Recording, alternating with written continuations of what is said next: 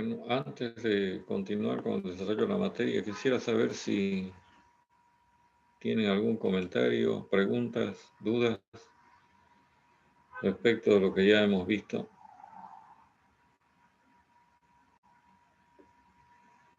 Creo que la última vez estuvimos hablando de las tablas, de los diagramas.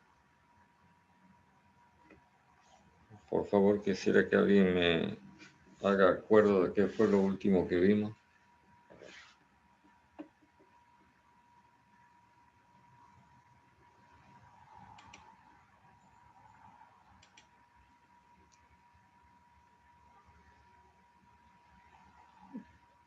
Antes quisiera preguntarles si han estado trabajando con el ayudante. Sí. ¿Qué cosas han trabajado? ¿Qué el calor y el trabajo mecánico? Porque una vez que terminamos con esto ya estaríamos en condiciones de empezar a analizar la primera ley de la termodinámica. Y que quisiera escuchar sus opiniones antes de que yo empiece a hacer comentarios acerca del calor.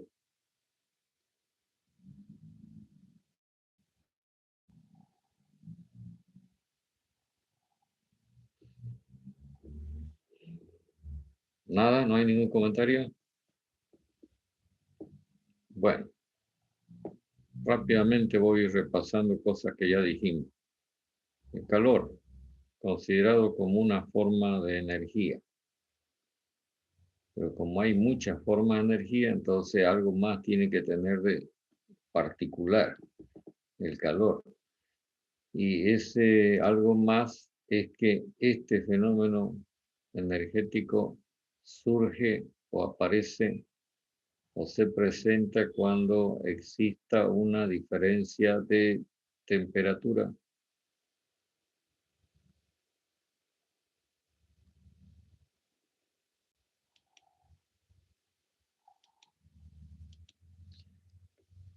quiere decir que, lo voy a poner así, que si esto que estoy dibujando representa al sistema termodinámico y el sistema tiene una temperatura T y el medio ambiente tiene una temperatura, el medio exterior una temperatura T' y resultan ser distintas, entonces se produce un flujo de energía en forma de calor, ya sea desde el sistema hacia el medio exterior o viceversa, como consecuencia de la diferencia de temperatura. Ahora quisiera que ustedes me digan, ya que han estado tocando el tema de calor, ¿en qué sentido ocurre este fenómeno?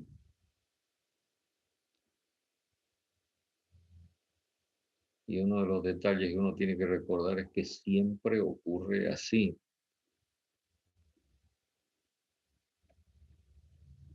No sé si me están captando porque estoy preguntando. ¿Puedo volver a Fíjese, primero? sí, fíjese que yo he marcado el flujo de calor o el movimiento de esta forma de energía desde el sistema hacia el medio exterior con una flecha que va hacia afuera o viceversa, decía, con una flecha que va hacia adentro. Entonces, lo que estoy preguntando es de qué depende de que la flecha vaya hacia afuera o hacia adentro. ¿De dónde es la temperatura mayor? Claro.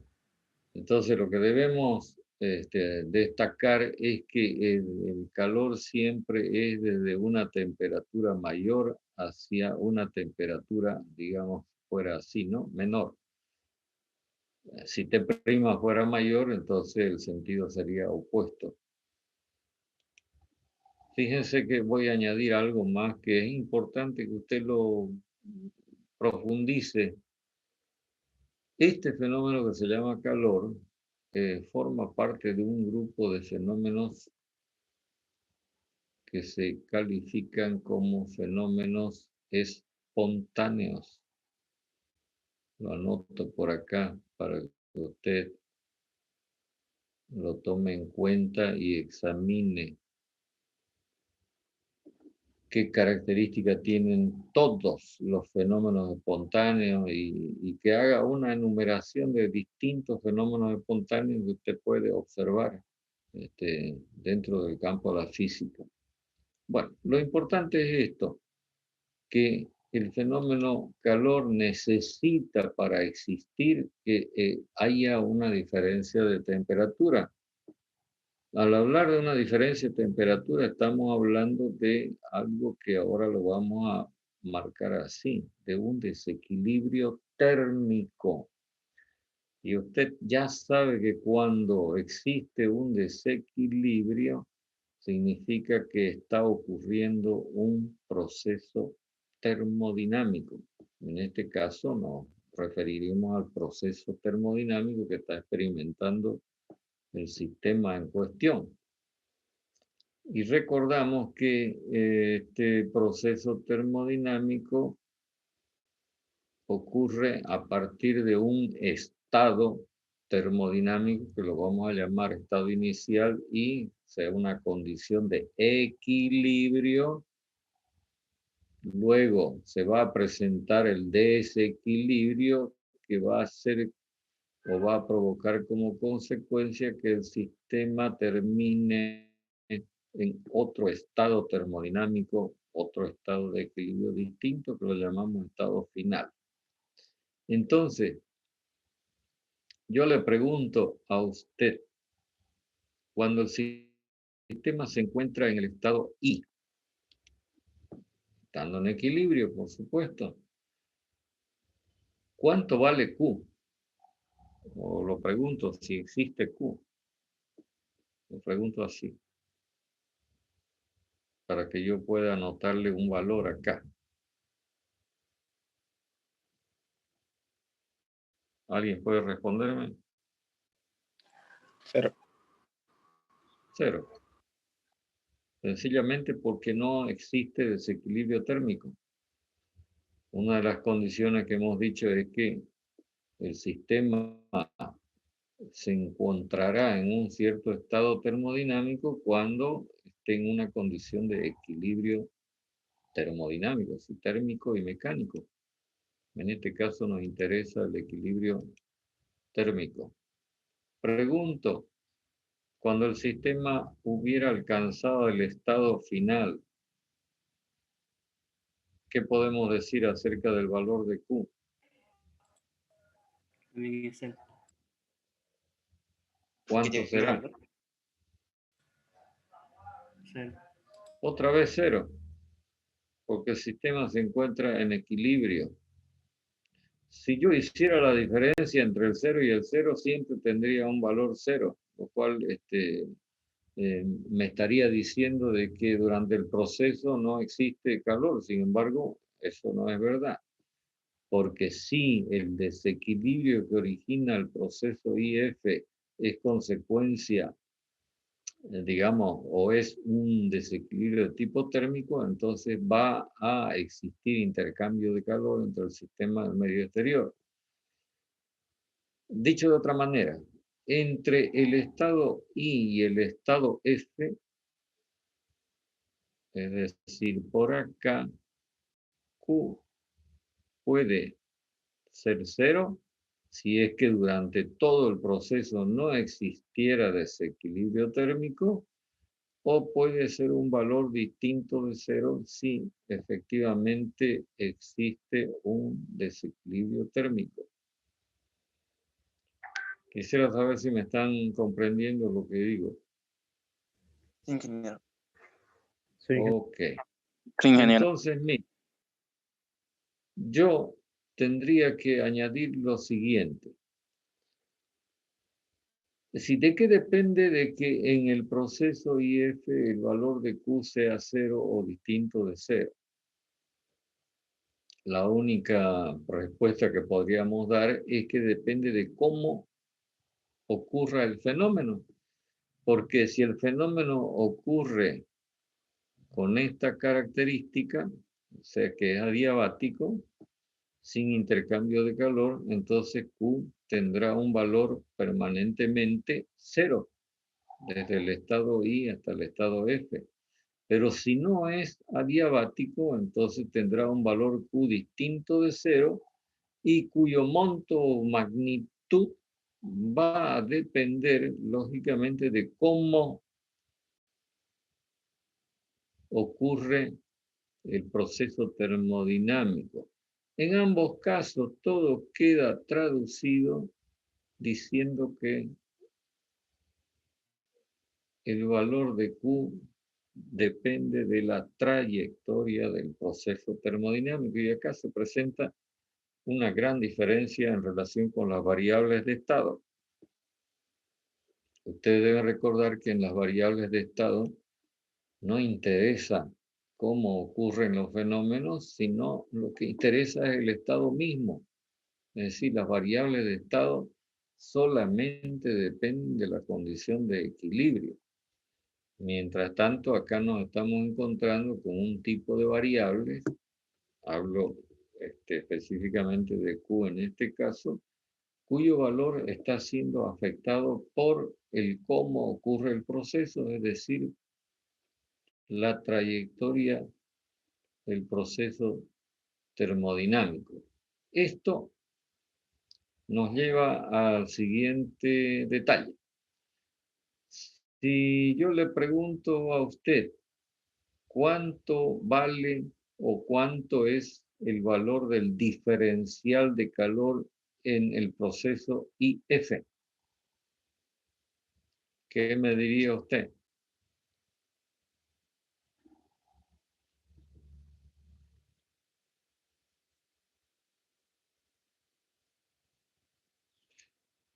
¿Cuál tiene que ser la respuesta? Pues está anotada ahí en el pizarrón. Usted me tendría que decir, mire, si el fenómeno es adiabático, el valor de Q va a ser 0. Eso indudablemente. Pero si el fenómeno no es adiabático, y estoy repitiendo lo que dije antes, el valor de Q va a ser un valor que lo tenemos que cuantificar a partir del cómo ocurre el proceso en cuestión. Es decir, su trayectoria. Y aquí nos vamos a encontrar con la problemática de que si no conocemos la trayectoria, inicialmente no vamos a poder cuantificar el valor de Q. Más este problema se resuelve cuando ya se conoce la primera ley de la termodinámica. Y sobre esto vamos a volver más adelante. Lo que yo quiero poner en el tapete es el siguiente detalle. Fíjese que en el caso de las variables de estado, el diferencial entre dos estados tiene un único valor, mientras que acá nos estamos encontrando con que el diferencial o la diferencia, si quiere llamarlo así, de Q entre esos mismos estados puede tener en teoría infinitos valores. Entonces, hay otra diferencia que estamos marcando entre estas variables que se conocen como variables de trayectoria y las otras variables que hemos denominado variables de estado, como son la presión, la temperatura, el volumen, etc. Entonces, para hacer una diferenciación entre las dos variables, voy a anotar esto, variables de trayectoria como característica del calor. Se indica que con motivo de que el diferencial puede tomar teóricamente cualquier valor, desde 0 hasta, en teoría, vuelvo a repetir, infinito, entonces el diferencial se conoce como diferencial inexacto. ¿Por qué? Porque para que yo lo pueda conocer, previamente debo conocer la trayectoria. Quisiera saber si me están comprendiendo este concepto de la inexactitud del diferencial de una variable de trayectoria como es el calor. Sí, ingeniero. Ok, y entonces, como ya van a haber diferencia entre estas variables y las variables de estado, cuando en términos matemáticos queremos indicar un diferencial inexacto, vamos a utilizar la letra griega de delta. Y entonces vamos a escribir diferencial de calor de esta manera. Y es importante que tomen nota de todos estos detalles que estoy marcando a la hora de escribir las ecuaciones, las fórmulas, las leyes. Debe respetar esto que estamos marcando.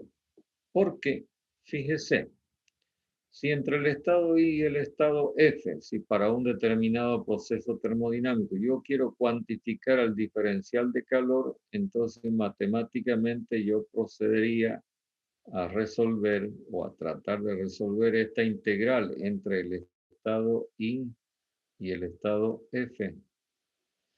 Ahora quiero que me digan, y ya está anotado eso, ¿cuánto vale Q en el estado I? 0. ¿Cuánto vale Q en el estado F? 0. 0. Pero si yo procediera como se hace con las variables de estado, entonces yo diría, esta integral va a ser igual a 0 menos 0, es decir, 0. ¿Es verdad esto? No. De acuerdo con todo lo que estoy diciendo, solamente va a ser verdad en el caso de que el proceso termodinámico sea adiabático. Y cuando no sea adiabático, el valor de esta integral será un valor distinto de 0, tal como lo anotamos acá, dependiendo de la trayectoria. ¿Qué estoy queriendo decir? Estoy queriendo decir que esta integral no la vamos a poder resolver como la resolvemos las integrales que corresponden a las variables de estado. Entonces, ¿cómo vamos a proceder matemáticamente? Porque estamos poniéndole una tranca, digamos, a la matemática en relación con este tipo de variable. Lo que se hace es expresar el valor de Q en función de variables de estado. Y entonces cuando hagamos el reemplazo de esta función f de las variables de estado acá, ya vamos a poder operar con la misma matemática con la que se operan, lógicamente, las variables de estado. Entonces, esto implica que en la cuantificación del calor hay que seguir distintos procedimientos por el motivo que voy a exponer a continuación. Quisiera que me digan si ustedes recuerdan esta curvita o este grafiquito que hicimos en algún momento de las explicaciones sobre el comportamiento de una sustancia pura y hicimos una cosa así. ¿Recuerda? Sí, sí. ¿Qué le pasa a una sustancia cuando se le suministra calor? Y entonces la sustancia que es por acá sólido, por acá se vuelve líquido, por acá es líquido, por acá se vuelve líquido más vapor y por acá se vuelve vapor. ¿Recuerda? Toda esta secuencia, y entonces usted puede observar lo siguiente, que en este tramo se experimenta un cambio de temperatura hasta llegar a la temperatura de fusión.